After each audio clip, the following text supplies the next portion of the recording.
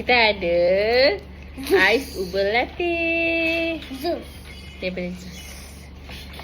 Kita nak cuba tengok dia punya rasa. Selalu kita beli air Koncang apa nama? lah. Air keladi kat Koncang lah. kedai-kedai apa nama? Koncang. Sabar. Kedai-kedai yang kat tepi jalan kan. Ni kita nak cuba ubur latte. Daripada Bayar. ni Ali ambil regular sweetness. Kita cuba. Wah, cantik ni warna. Tumpah.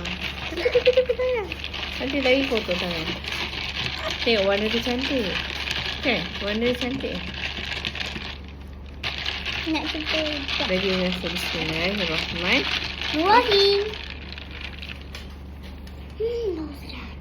Memang ini saya tadi keladi. Sedap. Belum minum lagi dah.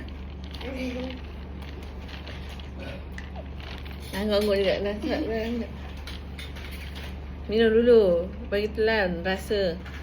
Baru boleh tahu sedap ke tak. Sini dah. Tepi-tepi sikit. Sedap? Sedap ke tak? Sedap. Rasa macam aiskrim keladi tu. Kan? Aiskrim potong keladi.